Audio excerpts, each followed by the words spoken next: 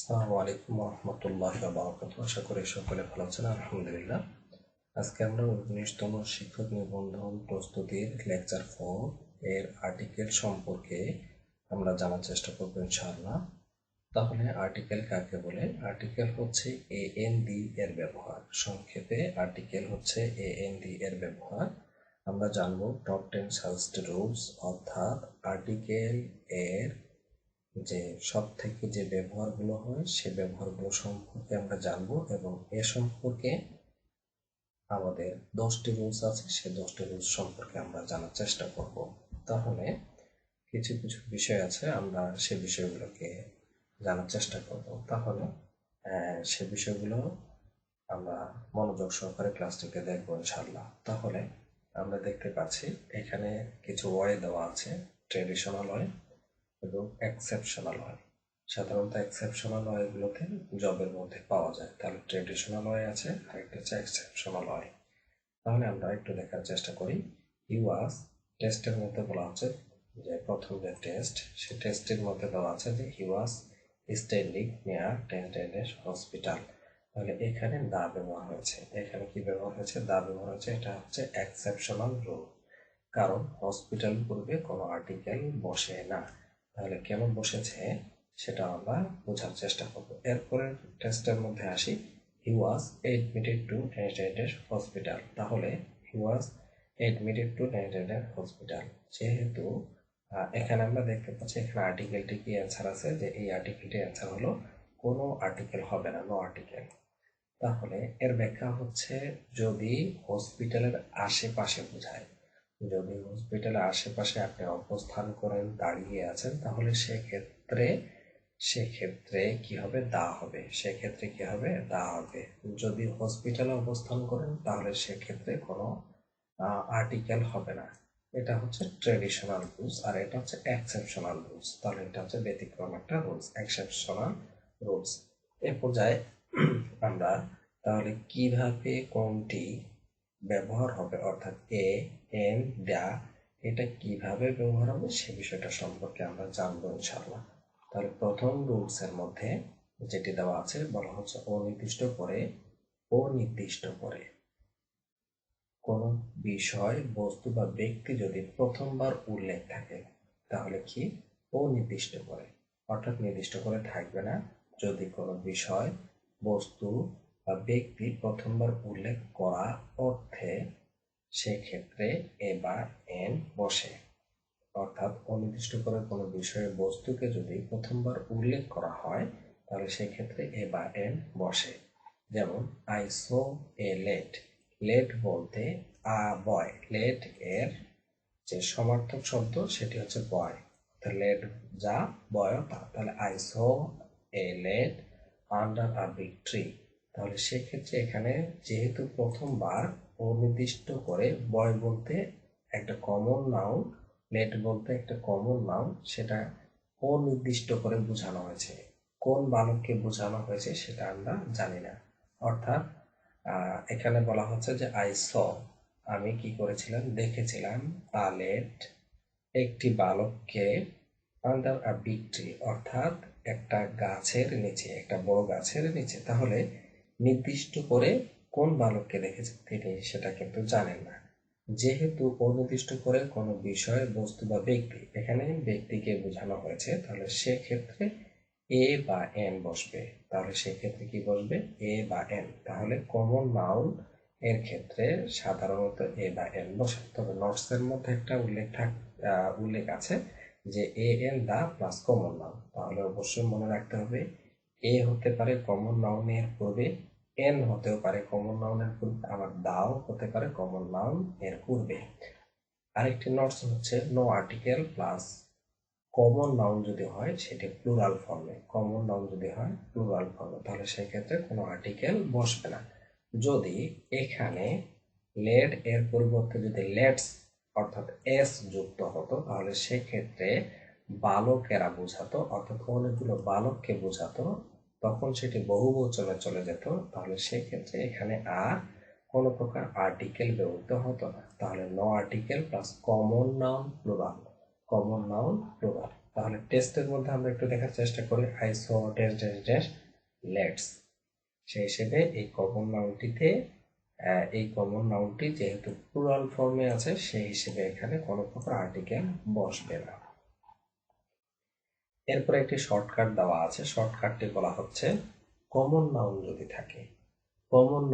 থাকে এর পরে যদি রিলেটিভ প্রোনাউন থাকে, তাহলে কমন নাউন যদি থাকে এরপরে যদি রিলেটিভ প্রোনাউন থাকে, কি সেগুলো হু, হুইজ, দ্যাট, এগুলো যদি থাকে তাহলে সেই কমন নাউন এর পূর্বে দা বসে।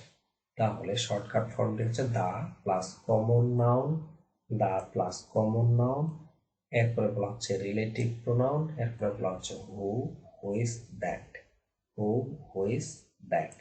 তাহলে রিলেটিভ প্রোনাউন থাকলে তার পূর্বে কি নিতে হবে? দা। এখানে কমন নাউন বলা হয়েছে, তাহলে সেক্ষেত্রে বিষয়গুলো একটু আমরা সেভাবেই দেখার চেষ্টা করব। হ্যাঁ, তাহলে আমরা একটু উদাহরণগুলো দেখার চেষ্টা করি। তাহলে এখানে টেস্টের মধ্যে বলা হচ্ছে যে he is dash dash active person. যেহেতু প্রথমবার অ্যাক্টিভ পারসন বলতে একটা কমন নাউনকে বুঝিয়েছে, এবং প্রথমবার উল্লেখ করা হয়েছে, সেই হিসেবে এখানে এন বুঝিয়েছে, তাহলে এ কেন হলো না? যেহেতু এটি প্রথমে অ্যাক্টিভ শব্দটির মধ্যে এ যে অক্ষরটি আছে বা এ যে লেটারটি আছে এটি হচ্ছে ভাওয়েল। যেহেতু ভাওয়েল থাকলে কি হয়? এন ব্যবহার হয়। ব্যবহার হয়। তাহলে এই বিষয়টি আমরা জেনে রাখলাম। তাহলে এখানে এ নাকি এন হবে সেটা আমরা, এই যে প্রথমে ভাওয়েল ব্যবহার হয়েছে, ভাওয়েল কি? এ, ই, আই, ও, ইউ, এগুলো যদি কোনো ওয়ার্ডের প্রথমে থাকে এবং সেখানে যদি আর্টিকেল আসে এ বা এন এর মধ্যে, তাহলে সেক্ষেত্রে আমরা এন ব্যবহার করব। এন ব্যবহার করব। আর যদি এখানে এই ওয়ার্ডটির প্রথম অক্ষরটি এ না হয়, অন্য কোনো লেটার হতো, অর্থাৎ কনসোনান্ট এর লেটারগুলো যদি হতো, তাহলে সেক্ষেত্রে আমরা এখানে কি করতাম? এই এ অপশনটাকে বেছে নিতাম। যেহেতু এখানে ভাওয়েল ব্যবহার হয়েছে, সেই হিসেবে আমরা এখানে এন নিব, সেই হিসেবে এখানে আমরা এন ব্যবহার করব। এন ব্যবহার করব। তাহলে এখানে আমরা কি নিলাম? এন নিলাম। যেহেতু এটি অ্যাক্টিভ পারসন কমন নাউন প্রথমবার উল্লেখ করা হয়েছে, সেই হিসেবে এখানে এ বা এন এর মধ্যে ব্যবহার হবে, সেই হিসেবে এখানে এ বা এন এর মধ্যে আমরা কি করব? এই যে এখানে ওয়ার্ডটির প্রথমে ভাওয়েল ব্যবহার হয়েছে, সেই হিসেবে আমরা এখানে এন আমরা কি করব? অপশনটিকে চুজ করব। এরপরে আসেন সেই উপরের দিকে the plus common relative pronoun who বা হুইজ, দ্যাট, এগুলো যদি থাকে, তাহলে test the dash dash dash active person who let done it, তাহলে এই যে অ্যাক্টিভ পারসনের পরে হু আছে, অর্থাৎ রিলেটিভ প্রোনাউন আছে, এবং এই যে অ্যাক্টিভ পারসন যেহেতু এটা কমন নাউন, সেই হিসেবে এর পূর্বে কি হবে? দা হবে। এই দা কেন ব্যবহার হলো? এখানে তো এ বা এন ব্যবহার হতে পারতো না, এই জন্য হচ্ছে না, যেহেতু এখানে কি আছে? হু, হুইজ, দ্যাট, অর্থাৎ রিলেটিভ প্রোনাউনের মধ্যে একটি আছে, হু আছে, সেই হিসেবে এখানে কি ব্যবহার হবে? এই আর্টিকেলটি দা আসবে। তাহলে দা রিলেটিভ প্রোনাউন, অর্থাৎ রিলেটিভ প্রোনাউন দেখতে পেলে এর মাঝে যদি কমন নাউন থাকে, তাহলে তার পূর্বে দা বসবে। রুল 2 এ আসি আমরা। রুল 2 এর মধ্যে বলা হচ্ছে কোনো অ্যাডজেক্টিভ যদি বাক্যের সাবজেক্ট হয়, আবার বলা হচ্ছে কোনো অ্যাডজেক্টিভ যদি বাক্যের অবজেক্ট হয়, তাহলে তার পূর্বে দা বসে। তাহলে ওই কথাটি এখানে বলা হচ্ছে, কোনো অ্যাডজেক্টিভ বাক্যের সাবজেক্ট ও অবজেক্ট হলে তার পূর্বে কি বসে? দা বসে। কোনো অ্যাডজেক্টিভ বাক্যের সাবজেক্ট ও অবজেক্ট হলে তার পূর্বে দা আসে। এখন আমরা আসি অ্যাডজেক্টিভের পরে। এখানে কিছু বিষয় বুঝিয়ে দেওয়া হয়েছে যে অ্যাডজেক্টিভ প্লাস ভার্ব, অর্থাৎ অ্যাডজেক্টিভের পরে ভার্ব হয়। আবার বলা হচ্ছে ভার্ব প্লাস অ্যাডজেক্টিভ, অর্থাৎ ভার্বের পরেও কি বসে? অ্যাডজেক্টিভ বসে। এই ছোট ছোট বিষয়গুলো খুবই গুরুত্বপূর্ণ, এগুলো একটু জেনে রাখবেন যে কার পরে কি হচ্ছে। অ্যাডজেক্টিভের পরে ভার্ব হয়, ভার্বের পরে কি হয়? অ্যাডজেক্টিভ হয়। এই বিষয়গুলো বসে তো সেক্ষেত্রে সেই ব্যবহারগুলো একটু করে জেনে নেওয়ার আমরা চেষ্টা করব। তাহলে এখন আসি আমরা অ্যাডজেক্টিভ কি হয়, যদি সাবজেক্ট অবস্থানে আসে তাহলে সেক্ষেত্রে দা, আবার যদি অবজেক্ট অবস্থানে আসে তাহলে দা। তাহলে এখানে বলা হচ্ছে দা এডুকেটেড। দা এডুকেটেড, এই এডুকেটেড শব্দটি অ্যাডজেক্টিভ এবং এটি সাবজেক্ট অবস্থানে এসেছে, সেই হিসেবে এখানে দা ব্যবহার হচ্ছে। তাহলে the educated can help the illiterate. এবং এখানে ইলিটারেট শব্দটি অবজেক্ট অবস্থানে এসেছে এবং এটি অ্যাডজেক্টিভ, সেই হিসেবে এখানে দা ব্যবহার হয়েছে। সেই হিসেবে এখানে কি ব্যবহার হয়েছে? দা ব্যবহার হয়েছে। এখন অ্যাডজেক্টিভ কি? অ্যাডজেক্টিভ হচ্ছে যেগুলো 10 গুণ অবস্থা বোঝায়, তাহলে সেটাকে অ্যাডজেক্টিভ বলছে। এবং এই অ্যাডজেক্টিভ যদি সাবজেক্ট অবস্থানে যদি থাকে অথবা অবজেক্ট অবস্থানে থাকে তাহলে সেক্ষেত্রে দা ব্যবহার হবে। তাহলে ওই কথাটিকে এখানে এক্সাম্পলের মাধ্যমে বোঝানো হয়েছে। এরপরে সেই কথাটি আবারও রিপিট করা হচ্ছে যে the educated can help dash dash বা দা এডিটারে। তাহলে দা এডুকেটেড এটি সাবজেক্ট অবস্থানে আছে, এডুকেটেড এটি অ্যাডজেক্টিভ, সেই হিসেবে এখানে দা। এরপরে কি আছে দেখেন, অ্যাডজেক্টিভের পরে ভার্ব, এই যে ভার্ব আছে, ক্যান হেল্প ভার্ব আছে। এরপরে কি বলা হচ্ছে, ভার্বের পরে আবারও কি থাকতে পারে? অ্যাডজেক্টিভ। এই যে আর্টিকেলের পরে অ্যাডজেক্টিভ আছে, তাহলে আর্টিকেলের পরে অ্যাডজেক্টিভ আছে। এরপরে আসি আমরা টেস্টের মধ্যে এখানে কিছু বিষয় উল্লেখ আছে। দেখেন আই উইল হেল্প, তাহলে অ্যান অ্যাক্টিভ পারসন, এটা হচ্ছে সাধারণভাবে কমন নাউনকে বুঝিয়েছে এবং প্রথমবার উল্লেখ করা হয়েছে, সেই হিসেবে এখানে কি ব্যবহার করা হয়েছে? অ্যান ব্যবহার করা হয়েছে। এরপরে আসে আই উইল হেল্প, এখানে আর্টিকেল নাও হতে পারে আবার দাও বসতে পারে। অর্থাৎ যদি আমরা নো আর্টিকেল দিই তাহলে সেক্ষেত্রেও রাইট, আমরা যদি দা দিই সেক্ষেত্রেও রাইট। কারণ হচ্ছে এখানে যে কমন নাউনটি আছে সেটা হচ্ছে প্লুরাল। প্লুরাল কমন নাউনের পূর্বে দা বসানো যায়, প্লুরাল কমন নাউনের পূর্বে দা বসানো যায় অথবা নো আর্টিকেলও বসানো যায়। তাহলে এটা হচ্ছে কি অ্যাক্টিভ পারসনস, এটা হচ্ছে প্লুরাল কমন নাউন।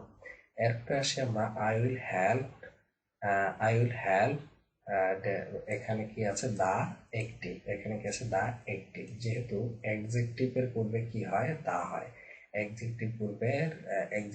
পূর্বে কি হয়? দা হয়। তাহলে সেই হিসেবে এখানে আমরা এটা মনে রাখবো যে এর পূর্বে কি হয়? দা হয়। এবং এই এক্সিকিউটিভটি কি আছে? অবজেক্ট অবস্থানে আছে, সেই হিসেবে এখানে কি হয়েছে? দা হয়েছে। তাহলে কিছু কতিপয় এক্সেকটিভ আছে, সেই কতিপয় এক্সেকটিভ গুলোর পূর্বে সাধারণত দা হয়, যেমন দা পুয়ার, দরিদ্ররা, দা রিচ, ধনীরা, এভাবে সবগুলোই আমরা পড়ার চেষ্টা করব। The wise, the poor man, the rich man, the wise persons, the wise persons. তাহলে একটি বিষয় উল্লেখ্য যে এর পূর্বে কি হয়? এর পূর্বে দা হয়। এর পূর্বে দা হয় যদি সেটা সাবজেক্ট অথবা অবজেক্ট অবস্থানে থাকে। তাহলে একটি টেস্ট আমরা দেখার চেষ্টা করি। The honest will be finally awarded. The honest অর্থাৎ এখানে সাবজেক্ট অবস্থানে এসেছে অনেস্ট, এটি হচ্ছে এক্সেকটিভ যেহেতু সাবজেক্ট অবস্থানে আছে সেই হিসেবে আমরা কি নেব?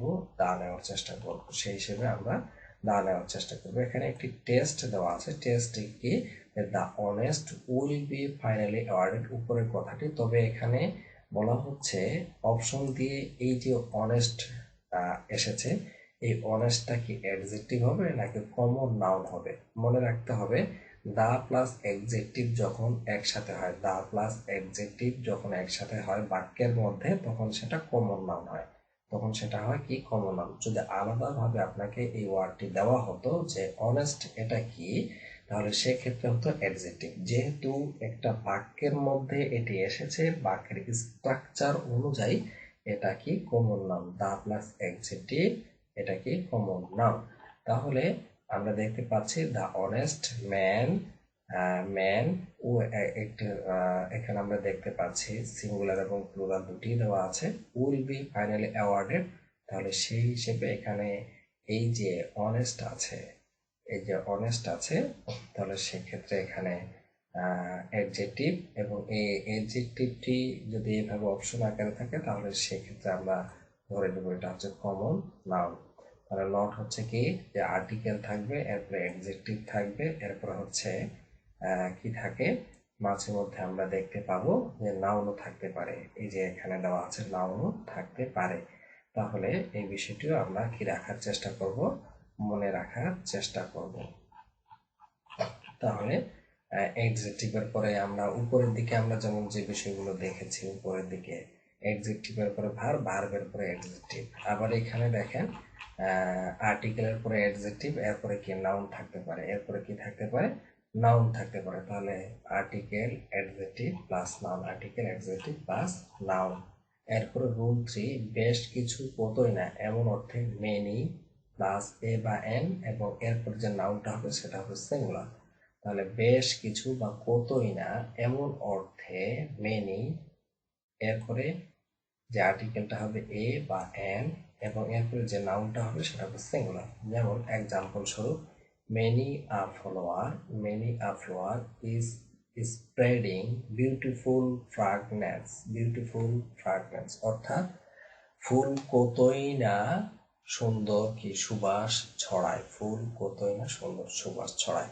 তাহলে এখানে মেনি ব্যবহার হয়েছে, সেই হিসেবে এখানে এ এসেছে, এবং এরপরে যে নাউনটা আছে সে নাউনটা কি সিঙ্গুলার নাউন। দেখেন এখানে এস বা ইএস ব্যবহার হয়নি যেহেতু সিঙ্গুলার নাউন, এবং এর যে ভার্বটি ব্যবহার হয়েছে, অর্থাৎ আমরা যে রাইট ফর্ম ভার্বের যে ব্যবহার করেছিলাম, তাহলে এখানে দেখেন রাইট ফর্ম ভার্বের ক্ষেত্রে এই যে ভার্বটি ব্যবহার হয়েছে সেটি হচ্ছে সিঙ্গুলার, এখানে ইজ ব্যবহার হয়েছে, আর কিন্তু ব্যবহার হয়নি যেহেতু নাউনটি সিঙ্গুলার। তাহলে রাইট ফ্রম ভার্বের ক্ষেত্রে এটি আমাদের অনেক উপকারে আসবে। তাহলে রাইট ফ্রম ভার্বের ক্ষেত্রে এটা আপনারা মনে রাখবেন।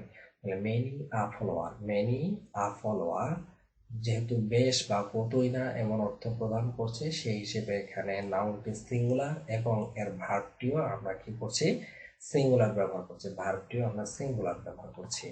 আর যদি নাউন সিঙ্গুলার না হয়, ওই যে এখানে যে ফলোয়ার্স এটি হচ্ছে নাউন, যেহেতু নাউনটি এখানে নিচের দিকে দেখেন মেনি, এখানে বলা হচ্ছে নো আর্টিকেল, এরপর ফলোয়ার্স, কেন ফলোয়ার্স, যেহেতু নো আর্টিকেল ব্যবহার হচ্ছে সেই হিসেবে এখানে কি হবে, নাউনটি আর সিঙ্গুলার থাকবে না, এটা প্লুরাল হয়ে যাবে, এবং এর ভার্বটিও তখন প্লুরাল ফর্মে ব্যবহার হবে, এর ভার্বটিও তখন প্লুরাল ফর্মে ব্যবহার হবে। তাহলে এখানে এই বিষয়টি বলা হয়েছে যে মেনি, এরপরে কি নো আর্টিকেল ম্যান, এন বলতে অনেক মানুষকে বোঝানো হয়েছে, অনেক মানুষকে কি বোঝানো হয়েছে, সেই হিসেবে এটি খুবই গুরুত্বপূর্ণ। তাহলে সেটাই আমরা মনে রাখার চেষ্টা করব, যেহেতু অনেকগুলো মেনি, মেনি থাকলে আমরা কি জানি এ বা এন বসে, কিন্তু এখানে যেহেতু প্লুরাল, নাউনটি প্লুরাল, সেই হিসেবে কি হবে, এখানে কোনো প্রকার আর্টিকেল হবে না। তাহলে মেনি ম্যান ওয়্যার দেয়ার। এরপরে মেনি আমেন, আমেন বলতে এখানে এই ম্যান দ্বারা সিঙ্গুলার বোঝায়, এই ম্যান দ্বারা সিঙ্গুলার বোঝায়, যেহেতু সিঙ্গুলার সেই হিসেবে এখানে কি হয়েছে, ওয়াজ দেয়ার, ওয়াজ দেয়ার। তাহলে মেনি দ্বারা যে কতই না বোঝায়, এটা হচ্ছে একটা পোয়েটিক ল্যাঙ্গুয়েজ, এই ল্যাঙ্গুয়েজটাকে বলা হয় পোয়েটিক ল্যাঙ্গুয়েজ, এই ল্যাঙ্গুয়েজটাকে বলা হয় পোয়েটিক ল্যাঙ্গুয়েজ। এরপরে আসি আমরা রুল 4-এ, রুল 4-এর মধ্যে বলা হচ্ছে 4 নাম্বার যে রুলস, এখানে বলা হচ্ছে অফ ইন দিয়ে গঠিত যদি নাউন ফ্রেশ থাকে, অফ ইন দিয়ে গঠিত কি দিয়ে, যদি নাউন ফ্রেশ হলে তাহলে প্রথম নাউনটির পূর্বে দা বসে, অফ ইন দিয়ে গঠিত যদি নাউন ফ্রেশ হয় তাহলে সেক্ষেত্রে দা বসে, যেমন স্ট্রাকচার দা প্লাস নাউন, এরপরে অফ ইন প্লাস নাউন, তাহলে সেটা হচ্ছে নাউন ফ্রেশ, নাউন ফ্রেশ। তাহলে এখানে আমরা দেখতে পাচ্ছি this is the go of the world, this is the go of the world, এটাই জগতের নীতি। এই যে the go of the world এটা হচ্ছে নাউন ফ্রেশ। তাহলে এই নাউন ফ্রেশের পূর্বে দেখেন এখানে দা ব্যবহার হয়েছে, এখানেও দা ব্যবহার হয়েছে।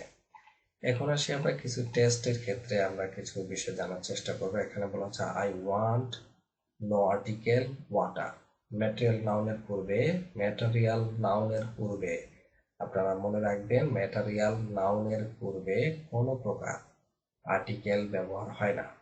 এরপরে বলা হচ্ছে আই লাইক, এখানে বলা হচ্ছে নো আর্টিকেল অনেস্টি, অনেস্টি। তাহলে অ্যাবস্ট্রাক্ট নাউনের ক্ষেত্রে, অ্যাবস্ট্রাক্ট নাউন এর ক্ষেত্রে, অ্যাবস্ট্রাক্ট নাউনের ক্ষেত্রে কোনো আর্টিকেল ব্যবহার হয় না। তাহলে ম্যাটেরিয়াল নাউন এবং অ্যাবস্ট্রাক্ট নাউনের ক্ষেত্রে কোনো আর্টিকেল ব্যবহার হয় না, কোনো আর্টিকেল ব্যবহার হয় না। তাহলে এখানে ওয়াটার যেহেতু এটা ম্যাটেরিয়াল নাউন, তাহলে সেই ক্ষেত্রে কোনো প্রকার কি হচ্ছে না, ব্যবহার হচ্ছে না, কোনো প্রকার আর্টিকেল ব্যবহার হচ্ছে না, আবার অ্যাবস্ট্রাক্ট নাউনের ক্ষেত্রে কোনো প্রকার আর্টিকেল ব্যবহার হচ্ছে না। তবে কিছু টেস্টের ক্ষেত্রে আমরা দেখতে পাবো, যেমন দ্য ওয়াটার অফ, যদি অফ বা ইন দিয়ে সেই ম্যাটেরিয়াল নাউন বা অ্যাবস্ট্রাক্ট নাউনগুলো যদি থাকে, তাহলে সেক্ষেত্রে এখানে কি হবে, দা ব্যবহার হবে। তাহলে the water of this pond is pure, the water of this pond is pure. এরপরে আসেন দ্য অনেস্টি অফ বা in you is really praiseworthy, praiseworthy is really praiseworthy। তাহলে এইভাবে আমরা বিষয়গুলোকে জানার চেষ্টা করব। এরপরে রুল নাম্বার 5 অর্থাৎ রুল 5 এ বলা হচ্ছে, বাক্যে যদি মোস্ট তুলে ভেরি বসালে বাক্যের অর্থ নষ্ট না হয়। এটা সাধারণভাবে বিষয়গুলোকে দেখবেন, এই রুলসটা খুবই স্বাভাবিক। যদি মোস্ট তুলে ভেরি দেওয়া হয়, যদি বাক্যের অর্থ সেক্ষেত্রে নষ্ট না হয়, তাহলে অ্যাডভার্ব মোস্ট এর পূর্বে দা না বসিয়ে এ বসা যায়। যেমন I saw A most beautiful sight, অর্থাৎ আমি দেখেছিলাম, আই স আমি দেখেছিলাম, এ মোস্ট বিউটিফুল সাইট অর্থাৎ একটা খুবই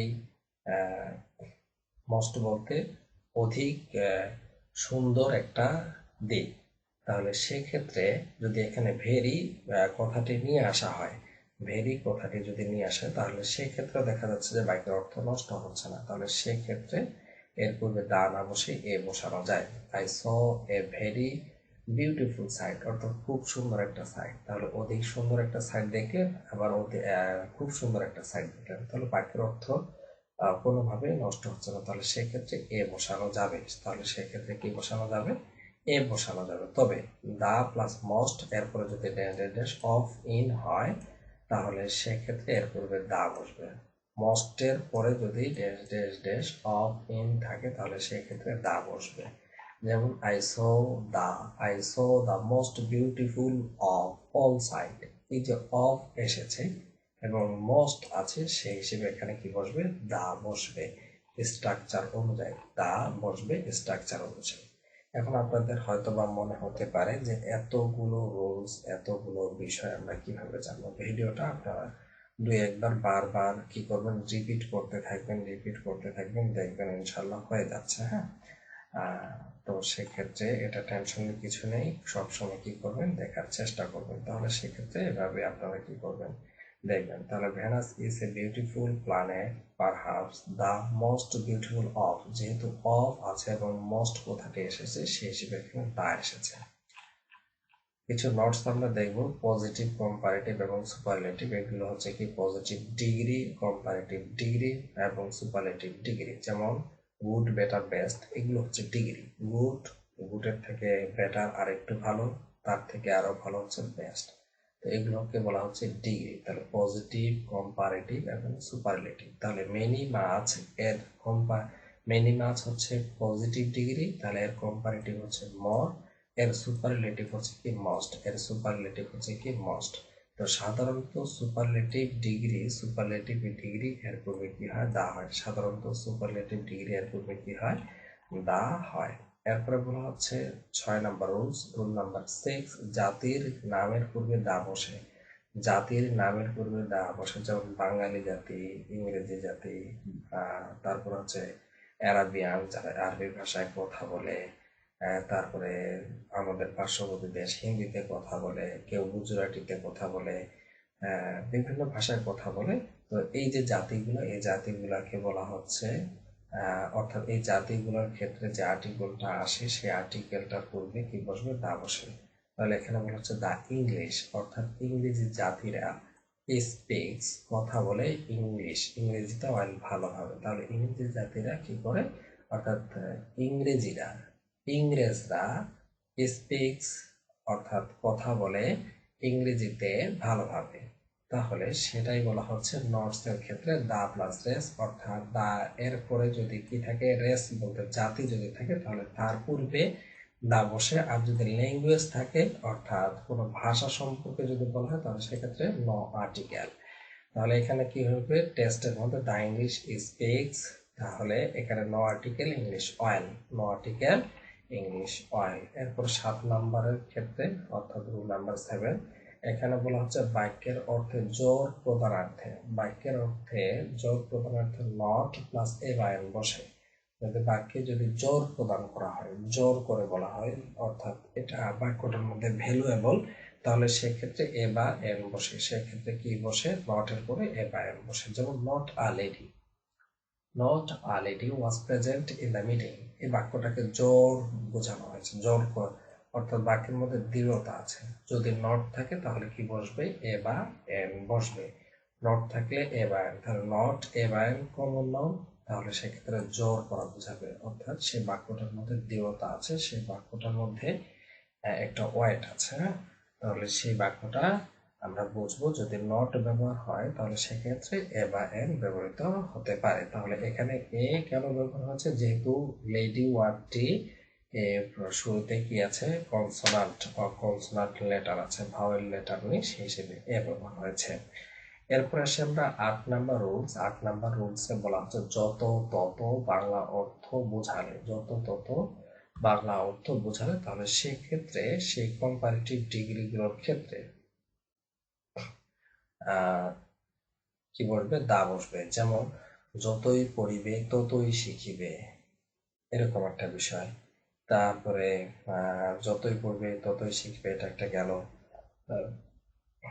এরপরে আরো অনেক বাক্য আছে, সে বাক্যগুলো আমরা দেখলেই বুঝতে পারবো ইনশাল্লাহ। তাহলে এরকম যদি থেকে যত তত, তাহলে সেক্ষেত্রে the plus comparative, the plus comparative হবে। তাহলে এক্সাম্পল স্বরূপ দা প্লাস, এখানে কিছু এক্সাম্পল দেওয়া আছে, দা ড্যাশ ড্যাশ মর ইট ইস এবং দা ড্যাশ ড্যাশ মেরিয়ার ইট ইস। তো এগুলো হচ্ছে কম্পারেটিভ, এটাও কম্পারেটিভ, সেই হিসেবে এখানে ব্যবহার হয়েছে দা। তাহলে এখানে একটা ফর এক্সাম্পল দিয়ে পুরোটাই আমরা বোঝার চেষ্টা করবো। The wiser he is, the better he is. এই যে ওয়াইজার কথাটি ব্যবহার হয়েছে, যে ওয়াইজার কথাটি ব্যবহার হয়েছে, এটা হচ্ছে কি কম্পারেটিভ ডিগ্রি, সেই হিসেবে দা ব্যবহার হয়েছে। আবার এই যে বেটার, গুটের পরে কি থাকে? বেটার, তাহলে সেক্ষেত্রেও এটি হচ্ছে কম্পারেটিভ ডিগ্রি, সেই হিসেবে এখানে দা ব্যবহার হয়েছে। তাহলে অর্থ এটি কি? যে যতই জ্ঞানী হয় ততই ভালো, যে যতই জ্ঞানী হয় ততই ভালো হয়। যেমন the more you read the more you learn, যতই পড়বে ততই শিখিবে, যতই পড়বে কি? ততই শিখিবে। তো এখানে দা দিয়ে বলা হচ্ছে এটা কি? তাহলে এখানে এটা হচ্ছে, দাটা হচ্ছে অ্যাডভার্ব। দাটা কি? অ্যাডভার্ব। তাহলে অ্যাডভার্বিয়াল ইনস্ট্রুমেন্টাল দা কখন হয়? এই যে যত তত, এর ক্ষেত্রে অ্যাডভার্ব হয়। এবং adverb plus adjective, adverb plus adjective, যেমন ভেরি গুড, ভেরি গুড। তাহলে কি থাকবে? অ্যাডজেক্টিভের পূর্বে সাধারণত অ্যাডভার্ব পাওয়া যায়, অ্যাডজেক্টিভ এর পূর্বে সাধারণত অ্যাডভার্ব পাওয়া যায়। এখন আসি আমরা রুল নাম্বার 9, হি gave me dash dash dash এর অ্যাডভাইস। যেহেতু অ্যাডভাইসটি হচ্ছে আনকাউন্টেবল নাউন, আমরা জানি আনকাউন্টেবল নাউন এর পূর্বে আর্টিকেল বসে না, সে কারণে এই যে এখানে এনটি বসানো হয়েছে, সেই হিসেবে এখানে বলা হচ্ছে এই বাক্যটিতে আর্টিকেল হবে না, এই বাক্যটিতে কি হবে না? আর্টিকেল হবে না। অ্যাডভাইস যেহেতু আনকাউন্টেবল নাউন, যেহেতু আনকাউন্টেবল নাউন, সেই হিসেবে এখানে কোনোভাবেই কি বসানো যাবে না? আর্টিকেল বসানো যাবে না। এখন আসি আমরা, তাহলে এখানে আবার বলা হচ্ছে নিচের দিকে যে আর্টিকেল হ্যাঁ বসানো যাবে কিছু বিশেষ ক্রাইটেরিয়া বা বিশেষ পদ্ধতি অবলম্বন করে। যেমন হি gave me a piece of advice, a piece of advice, অর্থাৎ আনকাউন্টেবল নাউনকে আমরা পিস অফ কথাটি ব্যবহার করার মাধ্যমে আমরা কি করেছি? এখানে আর্টিকেলের ব্যবহার করেছি। তাহলে he gave me a piece of advice, অ্যাডভাইসের যে বিষয়টি, অর্থাৎ যে আনকাউন্টেবল নাউন, সেই আনকাউন্টেবল নাউন এর পূর্বে যে আর্টিকেলটি ব্যবহার করতে হবে, তো সেক্ষেত্রে কিছু নিয়ম কানুন মেনে চলে আমরা সেটার পূর্বে কি করতে পারবো? আর্টিকেল এ বা এন আমরা বসাতে পারবো। তাহলে কিছু আনকাউন্টেবল নাউনকে কাউন্টেবল করতে, অর্থাৎ এখানে আ পিস অফ অ্যাডভাইস, এটা কিন্তু কাউন্টেবল নাউনে পরিণত হয়ে গেল, কাউন্টেবল নাউন। তাহলে আনকাউন্টেবল নাউন, যে নাউনগুলোকে সাধারণত গণনা করা যাচ্ছে না, সেগুলো হচ্ছে আনকাউন্টেবল নাউন। যেমন অ্যাডভাইসকে গণনা করা যায় না। তো সেক্ষেত্রে সেটা হচ্ছে আনকাউন্টেবল নাউন। আর যখন এ পিস অফ অ্যাডভাইস, অর্থাৎ অ্যাডভাইসের একটা অংশ বা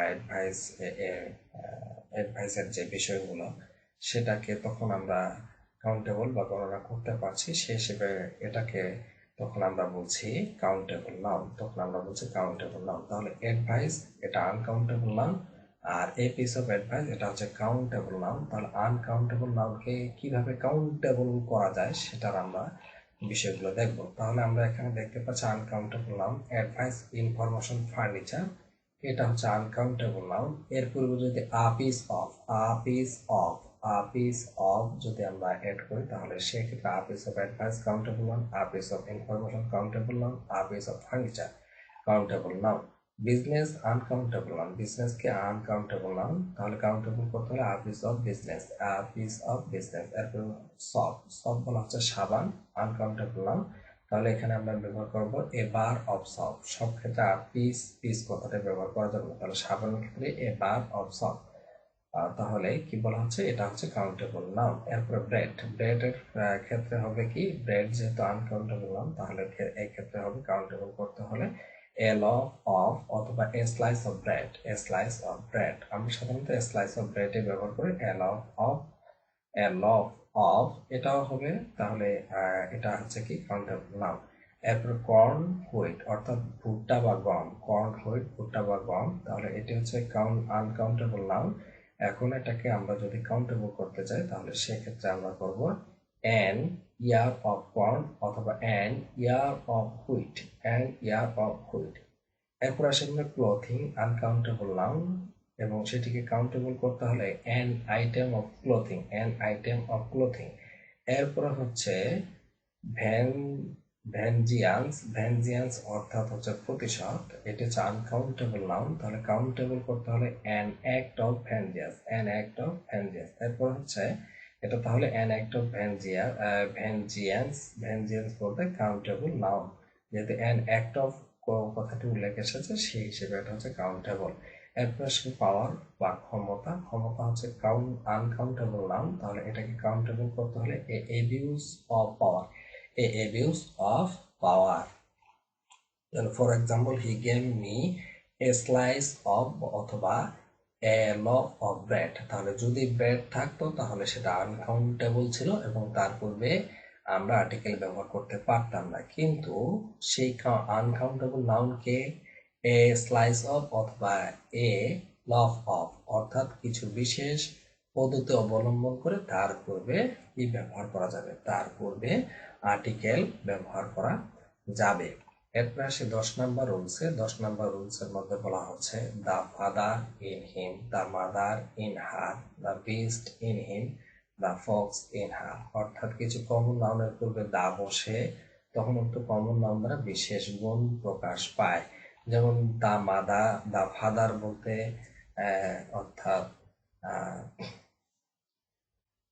এটা একটা বিশেষ গুণ সম্পূর্ণ বোঝায়, অর্থাৎ যেমন যখন কোনো সন্তান হয়, মায়ের কোনো সন্তান হয়, যেমন দা মাদা, সেখানে কি বোঝায়, যে মাতৃত্ব বোঝায়। তখন মাতৃত্ব যখন বোঝায়, যখন তার কোনো সন্তান থাকে, গর্ভে সন্তান থাকে, সেটাকে বলা হয় মাতৃত্ব। তো এখানে দা মাদার দ্বারা মাতৃত্ব বোঝাচ্ছে অর্থাৎ বিশেষ গুণ বোঝাচ্ছে, সেক্ষেত্রে ফাদার দ্বারা পিতৃত্ব বোঝাচ্ছে। তো এরকম ভাবে কিছু কিছু ওয়ার্ডের ক্ষেত্রে কি বোঝাবে, গুণ বোঝাবে। সে কমন নাউনগুলোর পূর্বে যখন দা বসে তাহলে সেক্ষেত্রে কি বোঝাবে, গুণ বোঝাবে। সেক্ষেত্রে কি বোঝাবে, গুণ বোঝাবে। এই বিষয়গুলো এখানে উল্লেখ আছে। তাহলে কিছু কমন নাউন এর পূর্বে দা বসে তখন উক্ত কমন নাউন দ্বারা বিশেষ গুণ প্রকাশ পায়, উক্ত নাউন দ্বারা বিশেষ গুণ প্রকাশ পায়। ফর এক্সাম্পল স্বরূপ এটা, তাহলে the mother in her arose to see the baby. তাহলে এখানে আমরা কি ব্যবহার করলাম, যে দা মাদার যখন ব্যবহার হচ্ছে, যে কিছু কিছু নাউন আমরা পাচ্ছি যেগুলোর পূর্বে, যে কমন নাউনগুলোর পূর্বে দা ব্যবহার করলে বিশেষভাবে গুণ প্রকাশ পায়। তাহলে the mother in her arose to see the baby, তাহলে এক্ষেত্রে এই মাদারটা হচ্ছে অ্যাবস্ট্রাক্ট নাউন। এখন আপনারা কোশ্চেন ব্যাংক এভাবে সলভ করার চেষ্টা করবেন। কোশ্চেন ব্যাংক গুলো বারবার দেখবেন। প্রথমবার একটু কম ভালো লাগবে, কম বুঝতে পারবেন এবং এটা বারবার দেখবেন এবং এখানে যা আছে সবগুলো হুবহু মুখস্থ করার চেষ্টা করবেন, কারণ আমার কিছু নেই। বারবার দেখবেন, যত দেখবেন তত শিখবেন, যতই পড়িবেন ততই শিখিবেন। এখানে কি আমরা একটা শিখে গেলাম বিষয়টি, যে যতই পড়িবেন ততই শিখিবেন। বারবার দেখবেন, বারবার মনে থাকবে। যতই পড়বেন ততই আপনার বেশি মনে থাকবে, আর যতই কম পড়বেন ততই আপনার কম মনে থাকবে। তো এই বিষয় হচ্ছে গুরুত্বপূর্ণ যে আপনারা বারবার দেখবেন এবং প্যারা খাবেন না যে আপনার মনে থাকছে না বা আপনি বুঝতে পারছেন না, এটা নিয়ে প্যারা খাওয়ার কিছু নেই। আপনি বারবার শিটগুলো দেখেন, বারবার লেকচারগুলো দেখেন, বারবার আপনি পড়াগুলো স্টাডি করতে থাকেন, বোঝার চেষ্টা করেন। রুলসের আলোকেই থাকবে, রুলসের আলোকেই প্রায় সবগুলোই থাকবে। দুই একটা এক্সেপশন থাকবে, তখন সেটা মুখস্থ করে নেবেন। ওটা নিয়ে আবার খুব একটা প্যানিক হওয়ার প্রয়োজন নাই। এখন আরেকটি বিষয় হচ্ছে, আস্তে আস্তে আমাদের লেকচার 4 শেষ হচ্ছে। এক্ষেত্রে আমরা প্রায় অনেকগুলো শিট কমপ্লিট করে ফেলেছি, কমপক্ষে হলে 5টা শিট আমরা কমপ্লিট করেছি। এখন এই যে 5টা শিট কমপ্লিট করেছি, 5টা শিট আমাদেরকে রিভিশনের উপর রাখতে হবে। বারবার রিভিশন দেবেন, বারবার প্রসেসগুলো ফলো করতে থাকবেন এবং সে বিষয়গুলোকে ভালো করে আয়ত্ত করার চেষ্টা করবেন। অবশ্যই বারবার রিপিট করবেন, বারবার পড়বেন। এমনকি যে কোশ্চেন ব্যাংকগুলো আছে সেই কোশ্চেন ব্যাংকগুলো দেখবেন। যখন এটা আপনার শেষ হয়ে যাবে তখন দেখবেন যে আলহামদুলিল্লাহ অনেক ভালো লাগতেছে আপনাদের। এবং এক্ষেত্রে প্রতিদিন অবশ্যই সময় দিবেন, কমপক্ষে 3 থেকে 4 ঘন্টা প্লাস। এটা যদি সময় না দেন তাহলে সেক্ষেত্রে কোনোভাবেই সম্ভবপর নয় যে আপনি পরীক্ষায় বসে দাগানোর একটা উপযুক্ত কি পাবেন, কনফিডেন্স পাবেন। এটা কখনো সম্ভবপর নয় যদি না পড়েন। আর যদি পড়েন তাহলে সেক্ষেত্রে দাগানোর ক্ষেত্রে একটা কনফিডেন্স পাবেন। তো এজন্য অনুরোধ থাকছে যে সবসময় জন্য স্টাডিটা করবেন, ভালোভাবে স্টাডিটা করবেন এবং একটু সময় দেবেন। যদি ভালো নাও লাগে তারপর জোর করে হলেও কি করবেন, পড়ায় মনোযোগ দেওয়ার চেষ্টা করবেন। এবং অত্যাধিক পরিমাণে যে হতাশা, দুশ্চিন্তা, এগুলোকে কখনো প্রশ্রয় দিবেন না। 3-4 ঘন্টা 5 ঘন্টা যদি ভালোভাবে একটু স্টাডি করেন তাহলে দেখবেন আপনার আর কোনো সমস্যা হচ্ছে না। কিন্তু আপনি যদি কন্টিনিউয়াসলি এই মনিটরিং এর মধ্যে না থাকেন, আপনি যদি না পড়েন, তাহলে সেক্ষেত্রে পরবর্তী সময় সমস্যার মধ্যে পড়বেন। এবং আপনাদের গ্রুপে নোটিস করা হচ্ছে কখন কোন সময় কি পরীক্ষা হবে, সেটা সেই পরীক্ষার আলোকে আমরা নেওয়ার চেষ্টা করব। তবে মনে রাখবেন, যদি না পড়েন, যদি বুঝতে পারি আমি যে আপনি পড়ছেন না বা আমার টিম যদি বুঝতে পারে যে আপনি পড়ছেন না, তাহলে সেক্ষেত্রে আমরা বের করে দেওয়ার চেষ্টা করব। কারণ আপনার কাছে আমরা টাকা যে নেব বা আপনার কাছ থেকে যে ফিটা নেব, সেই ফিটা যেন হালাল হয় সেদিকেও আমাদেরকে লক্ষ্য রাখতে হবে। আমরা বেশ কয়েকটি বিষয়ে লক্ষ্য করেছি। সেটি হচ্ছে, এক, মানি ব্যাক গ্যারান্টি দিচ্ছি। দ্বিতীয়ত হচ্ছে যে আপনাকে পড়তেই হবে, আপনাকে পড়ার চেষ্টা করতে হবে। সেক্ষেত্রে পড়ার কোনো বিকল্প নাই। আর অবশ্যই আমরা কি করব, যতটুকু সম্ভব হয় আপনাদেরকে দেওয়ার, যতটুকু সম্ভব হয় আপনাদের বোঝার ক্যাপাসিটি অনুযায়ী দেওয়ার, সেই অনুযায়ী আমরা আপনাদেরকে দার্স দিতে থাকবো এবং দার্স বলতে পাঠ দিতে থাকবো এবং সেই অনুযায়ী আপনারা ক্যাপচার করতে থাকবেন। আপনাদেরকে খুব হালকা ভাবে এখন দেওয়া হচ্ছে, পরবর্তী সময় খুবই প্রেশারাইজড করা হবে। তো এখন থেকে অভ্যস্ত হওয়া শুরু করেন, পরবর্তী সময় যেন প্রেশারাইজটা মনে না হয়। তখন দেখা যাবে যে পরবর্তী সময়ে একদিনে 2টা ভিডিও দিয়ে দিয়েছি, আবার দেখা যাচ্ছে যে আরো অনেক কম দিয়েছি। সেটা পরিস্থিতি অনুযায়ী ডিপেন্ড করবে, সেভাবে আমরা নেওয়ার চেষ্টা করব। তাহলে সেই ক্ষেত্রে প্রতিদিন 3 থেকে 4 ঘন্টা পড়বেন এবং ভালোভাবে স্টাডি করবেন এবং অবশ্যই বাড়তি দুশ্চিন্তা থেকে মুক্ত থাকার চেষ্টা করবেন, নিয়মিত ঘুমাবেন, আল্লাহ সুবহানাহু ওয়া তাআলার কাছে চাইবেন, বারবার চাইবেন।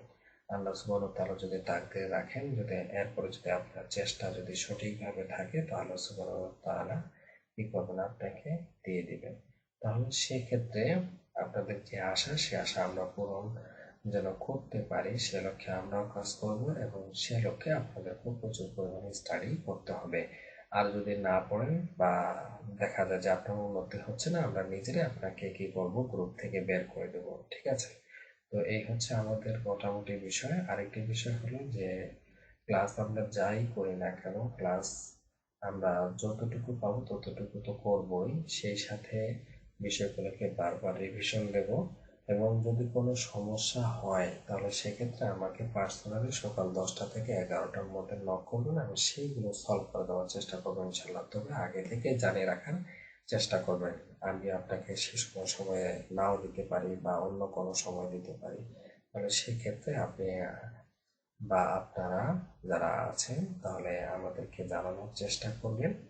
আমরা কি করবো সেটা, টিম হোক বা আমি হোক, সলভ করে দেওয়ার চেষ্টা করবো। তো আজকে আমরা তাহলে ক্লাস এখানে শেষ করছি। সকলে ভালো থাকবেন, সুস্থ থাকবেন। আসসালামু আলাইকুম রহমতুল্লাহ।